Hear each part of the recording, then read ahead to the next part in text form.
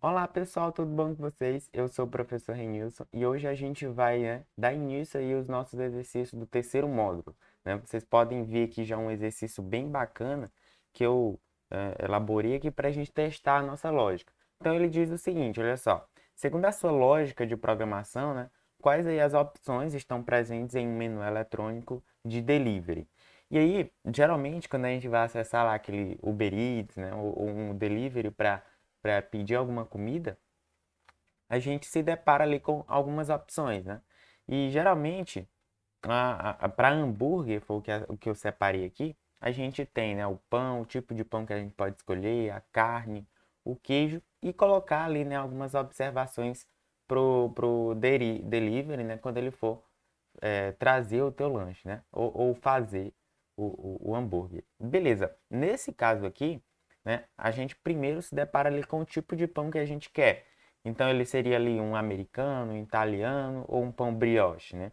E aí a gente poderia ali escolher algumas daquelas opções. Depois a gente poderia talvez ter a opção de carne, seria um exemplo. E a gente escolheria, né? Seria bovina, suína, avina, né? Que ela é a carne de frango e tal. O queijo também poderia escolher, né? Então ele poderia aqui ter duas opções, um cheddar ou mussarela.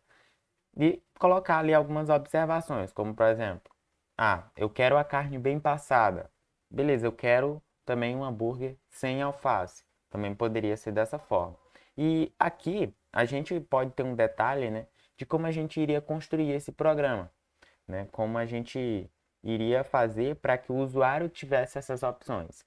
E aí talvez ele poderia colocar aqui em alguma estrutura de seleção, por exemplo, e adicionar as opções que ele queria. Olha, primeiro adicione o seu pão, né? Ele poderia mostrar isso na tela. E aí o usuário teria que se ambientar e colocar algumas daquelas opções ali que o programador sugeriu a ele, né? Ou o delivery sugeriu a ele. E aí ele iria, né, logicamente, escolher algumas dessas opções para poder formar o lanche no final. E aí, claro, teriam que ter variáveis, né, para guardar essas informações. Então a informação do pão teria que surgir, informação da carne, do queijo e as observações. Tudo isso estaria então salvo em uma variável ou várias variáveis para que o armazém, né, que fosse servir o teu lanche, pudesse conhecer, saber as informações do cliente e então fazer o lanche. Belezinha? Então, vamos para a segunda questão. Na segunda, ele pergunta o seguinte: quais são os tipos de operadores básicos usados na programação?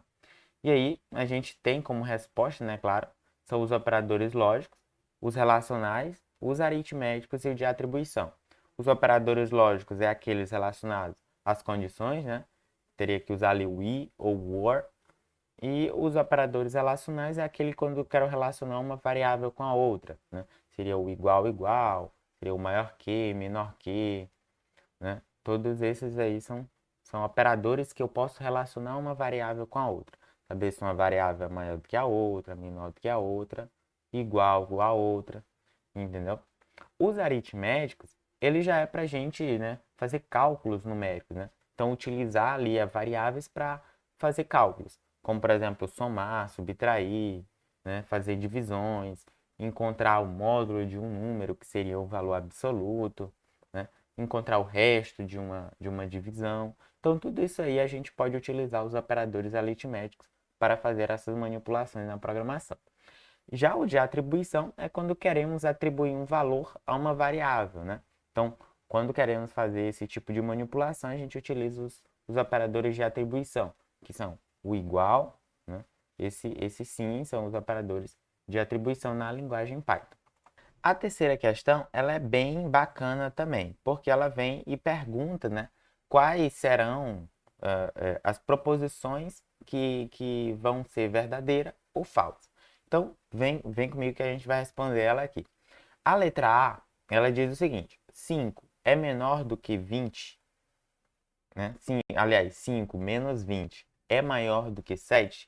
De fato, isso não é verdade, né? É falso, porque isso aqui, esse resultado aqui, gera um número negativo, né, pessoal? Então, na verdade, isso aqui não é maior do que 7. Belezinha? Certo. A letra B, ela vai dizer o seguinte, olha, 9 é maior ou igual a 10 e 1 é menor do que zero. E isso é falso, né, pessoal? Por quê? Porque de cara a gente pode ver aqui que 9 não é maior do que 10, né? E aí, além disso, tem o AND. O AND quer dizer que para a proposição ser verdadeiro, é necessário que as duas proposições internas sejam verdadeiras. E nenhuma aqui é verdadeira, né? 9 não é maior do que 10 e 1 também não é menor do que zero. Belezinha? Então, a letra B, a resposta é falsa, certo? Na letra C, ele vai relacionar agora caracteres, né, pessoal? Não mais números. Então, letra B é igual à letra C? Não, né? A gente sabe que essa proposição aqui é verdadeira porque B não é igual a C. Ou zero, percebe aqui que isso aqui é um texto, tá, pessoal? Não um número. Então, de fato, ele está comparando um texto. Zero é diferente, né, de zero, que esse operador aqui, né, esse relacional aqui é de diferente. Então, zero é diferente de zero? Na verdade, na verdade não, né? Por quê? Porque ele não separou aqui as, a-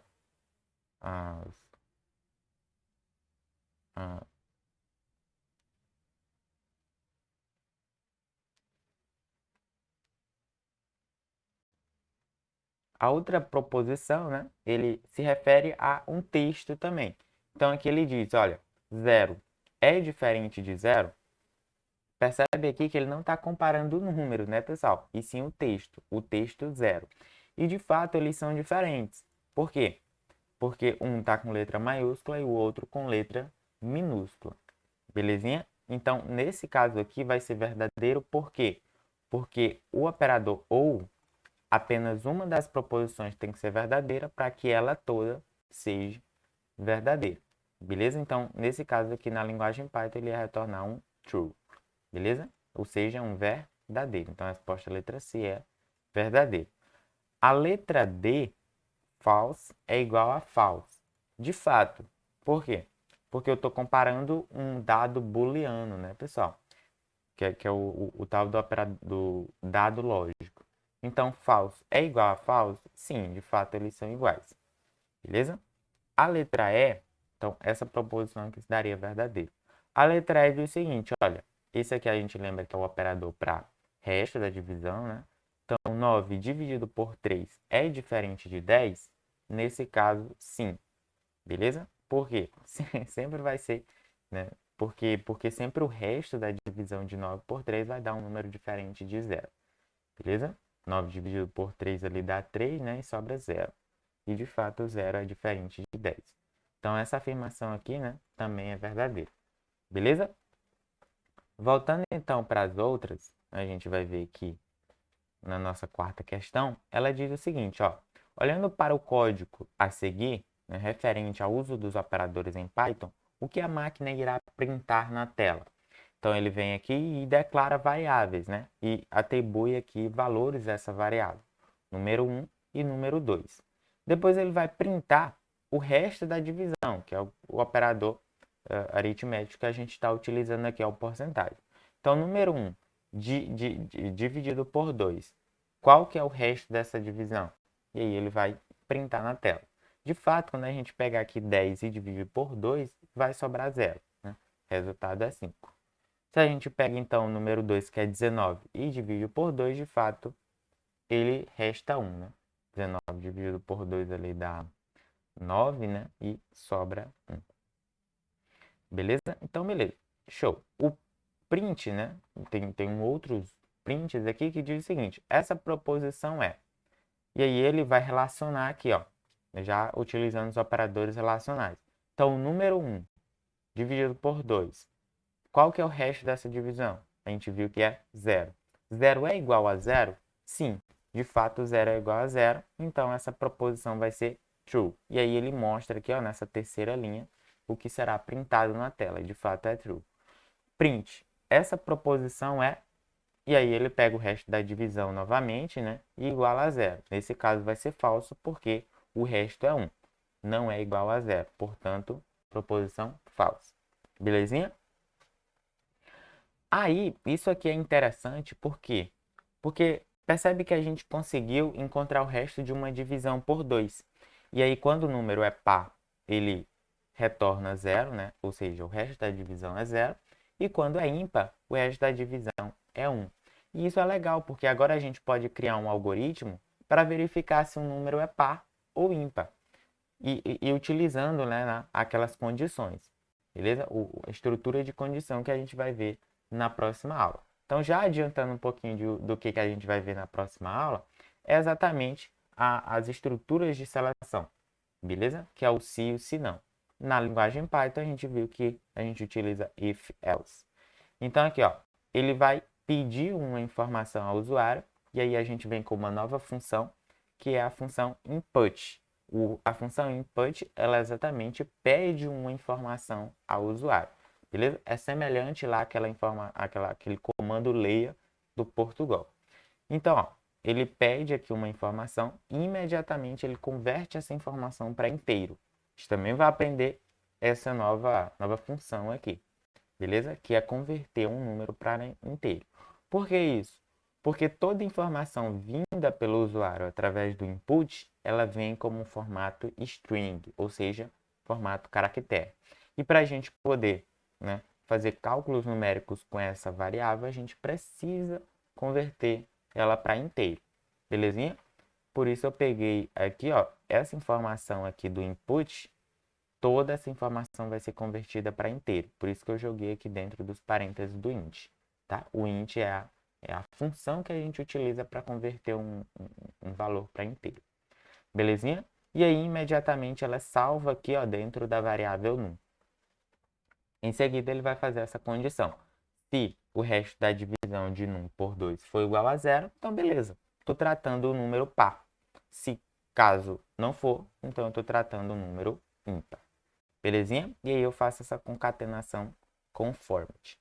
Belezinha? Vamos ver se isso vai funcionar na prática?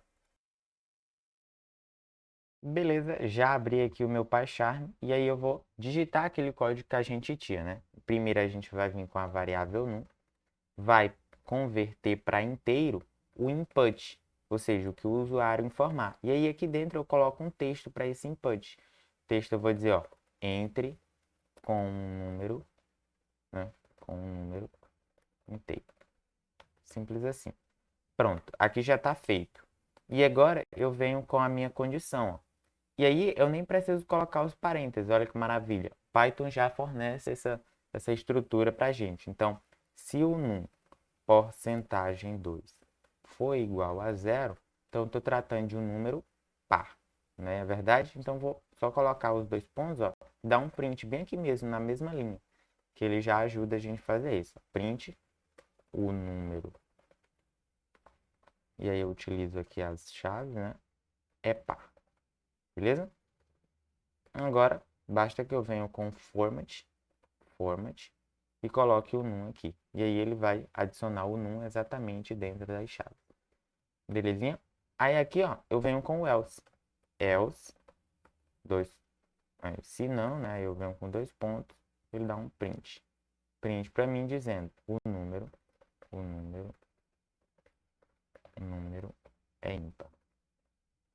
Certo? Aqui eu venho com o format, novamente, e coloco um. Aqui eu só preciso colocar a chave. Belezinha? Agora ficou fácil, né? É só a gente compilar isso aqui. Posso vir bem aqui, ó, no triângulozinho e verificar. Ele vai pedir novamente, aí eu clico aqui. Entre com o número. O número que eu vou entrar que vai ser o 10. Quando eu apertar Enter, de fato, o número 10 é par. Olha que maravilha. Vou compilar novamente, beleza? E vou colocar aqui um número ímpar, né? Vamos colocar o 19. Colocar o 19, de fato, o número 19 é ímpar. Beleza, pessoal? Então, nosso programinha está funcionando bacana. Essa é a lógica que a gente vai utilizar sempre. E na próxima aula a gente vai ver detalhadamente como é que funciona o if, else em Python. Beleza, pessoal? Então, tchau, tchau.